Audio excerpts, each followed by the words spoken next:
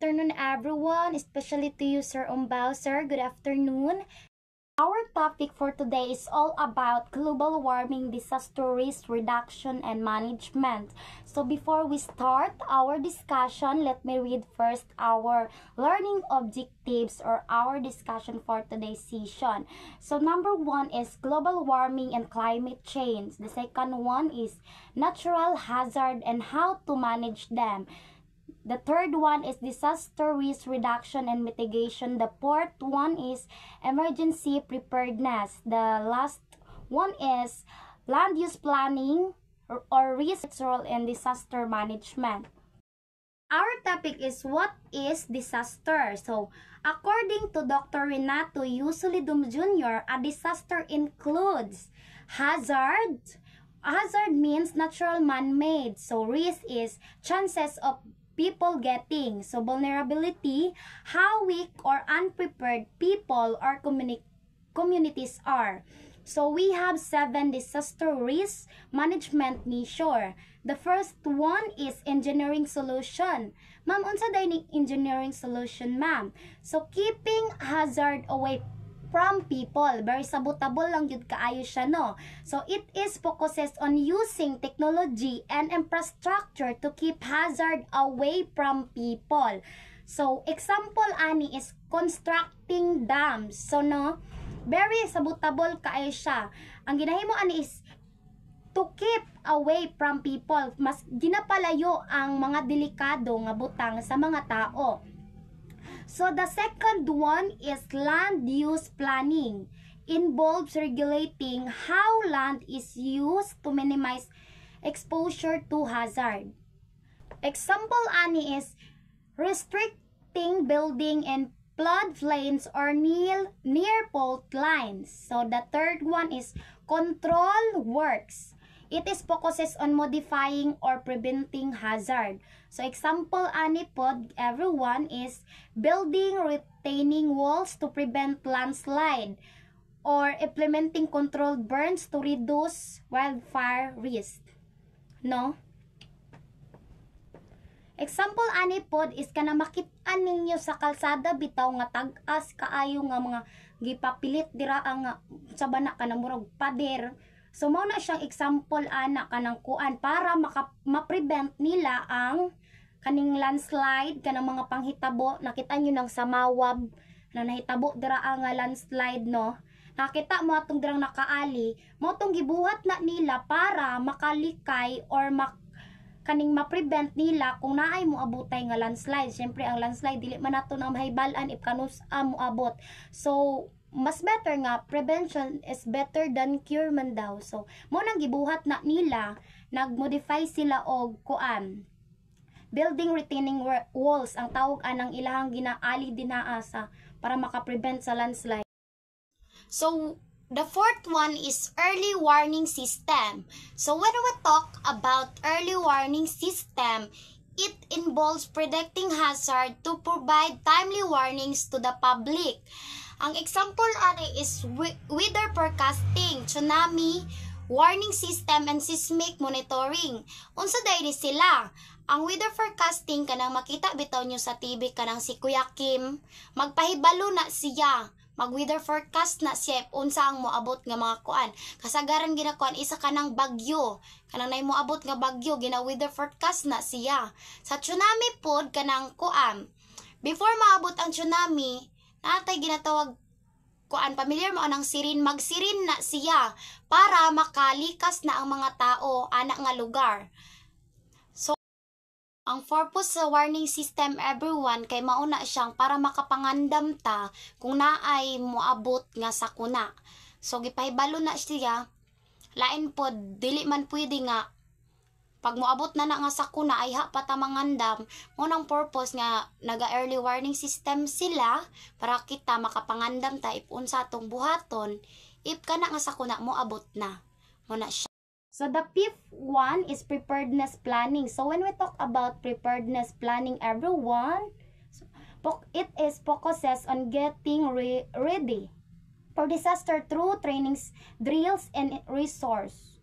So, kanang kuan, example anis kanang mga evacuation center, no? ilaha jud ng kuan mo na siyang mga preparedness planning sa kaning moabutay nga mga sakuna. Dili pud pwede nga mag-prepared ka naa na dira ang baha, naa na dira ang bagyo, dira pa ka mag-prepared sa imong mga kuanon panginanglanon. So mas better nga kuan ka, ready ka permi. Dapat laging handa, Boy Scout ba, laging handa sa mga moabutay nga sakuna. Mao po na siya, dapat permit ready. Kung naay moabutay nga sakuna, dagan din dito sa kuan evacuation center kung asa sila, kung asa na dapit ang evacuation center, asa day dapit kasagaran ang evacuation di ay. So makasagaran makita na to ang evacuation center sa mga barangay, sa mga gym nga dili maabot og mga baha. Lain pog ibutang ka dito lain pog maghimo kag evacuation nga naa dito dapit sa baha, syempre palayo gyud na siya sa baha or sa mga kuan dira, mga delikado kaayo dira nga mga lugar. So mao ganing gihimo na siyang evacuation kay para safety ang mga tao. Mao na siya ang preparedness planning. So example is creating evacuation plan. So mo to kung giinom kagaina evacuation center. So dapat laging handa jud ta kanunay. So the sixth one is reconstruction. So ang reconstruction aims to reduce vulnerability after a disaster by rebuilding in safer and more resilient way. So unsa diay ng rebuilding, ma'am? So kining rebuilding is mao ni siyang ginabuhat kanang naay nahitabo nga sakuna, kanang naa sila mga naguba, kanang syempre pag naay bagyo naaman di maguba nga mga balay dinaa mga building. So i-rebuild na nila para mobalik sa dati. So lain pod og dili i-rebuild no. So muna siya atong ginatawag nga reconstruction. Example ani is upgrading infrastructure, relocating communities and implementing stricter building codes. So very sabotable kaay siya no. Reconstruction, ayuhon og balik, i-construct og balik. Mao na siyang pasabot sa reconstruction. So the last one is mainstreaming or DRM. Involves integrating disaster risk reduction into national policies. So unsa din ang DRM? So mao ni siyang disaster risk reduction. Mao na siya. Example aning mainstreaming everyone is incorporating disaster risk assessment or infrastructure project and promoting disaster resilience. Mao to siyang example sa disaster risk reduction or mainstreaming. Disaster risk management or DRM, it involves dealing with both man-made and natural disaster, aims to minimize damage and protect lives and property, can be improved with preparedness, technology, and awareness. Unsa din ni siya ang mga kuan, natural disaster. So mao ni atong masinati pag moingon tag natural disaster, bagyo, baha, mao na siya ang mga natural disaster. So typhoons, mao gay to bagyo, typhoons. So according to UNDRO or United Nations Disaster Relief Office, 4 communities are the most due to overpopulation. So very familiar ka isa tuwa pag moingon ta og overpopulation. Ma'am, unsa day ng overpopulation, ma'am? Asa na diri man na sa Pilipinas, grabe na jud kaayo ta ka overpopulation no. Unsa day dahilan nganong magka overpopulation di ay ta? So ang dahilan kanang mga kusog kaayo mga anak. Mao nang magka overpopulation ta. Dapat kung mga anak ta limitado lang. So example ani kanang sa China, di ba dira para dili sila magka overpopulation, limit lang ilahang pagpanganak. Pag manganak sila daghan, if I'm not mistaken, kung manganak sila daghan is patyon ang ilahang anak. Kung manubra na. Sa China man na siya nga pamatakaran. Muna nagka-overpopulation ta diri sa Pilipinas kay tungod wala na siya nga policies. Kanang manganak, kung kinsa patong pobre, mautoy kusog manganak. So correct. So the second one is living in high risk. Unsa di ay ni siya ang living in high risk areas?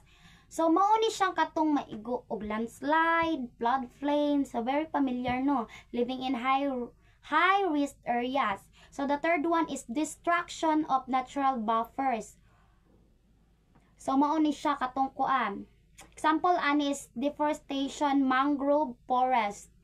Act as a natural barrier against storm surge. Kita mo anang naa sa kuam, tagum bana kanang mga naay fish pond diraa. Nagatanom na sila diraa og mangrove forest. Ngalan anang kahuya. Muna siya mangrove forest para maka-prevent na siya sa mga naay mo abutay nga mga baha. Mao nagdili ta magputol-putol og kahoy kay para ig moabot ang mga sakuna makatabang na sila. No dili ta angay magsigputol og kahoy diraa kay mooy pag wala nay kahoy ang mahitabo is magkaroon ng landslide. Mahitabo jud na siya. Ang kanang kahoy is makatabang jud na siya para dili kaayo or dili ta magkaroon og landslide. Kasagaran karon ang ginahimo sa mga kahoy ginapang tumba, ginahimong kuan. Normal ra man na siya pero dapat atong atimanon ba if magputol tag kahoy unsay buhaton magtanom na pod kay para nanapoy mo ilis di kay magputol magputol ta magsige tag putol so maupaw na ang kuan no wala na mag-prevent sa mga kuan inguna na nga panghitabo which is landslide mo gyud na siya usually pag magsige tag kuan baha landslide. So example is kuan. In many coastal road areas of the Philippines, mangrove has been cleared for aquaculture. Unsa day ang aquaculture, ma'am? Ang aquaculture mo to kung giingon kagaina is fish pond. Example sa destruction of natural buffers.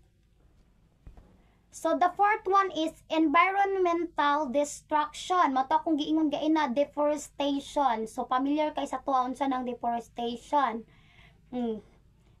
So the fifth one is poor housing. Unsa day ning poor housing, ma'am?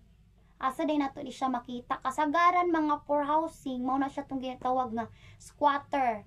Nang makita nato ni siya kasagaran diraa sa syudad kana mga nakapuyo kana mga dikit-dikit na ang balay mao na siya tong ginatawag nga kuan squatter. Ginatawag po nato na siya og poor housing. The last one is natural hazards.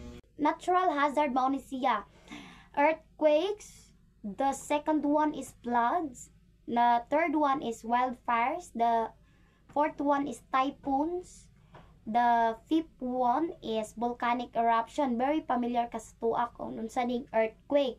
The first one is earthquake kana atong mga nasinati karon mao nang wala tay klase tungod aning earthquake. Kining floods pod very pod kaayo kakuan. Ang floods mao ni siyang baha. Kung sa Bisaya baha. So mao ni siyang natural hazard nga mahitabo. So wildfires kanang ginasunog ang mga kanang kuan, kalasangan, mao siyang wildfires. Typhoons pod kani mao ni siyang bagyo.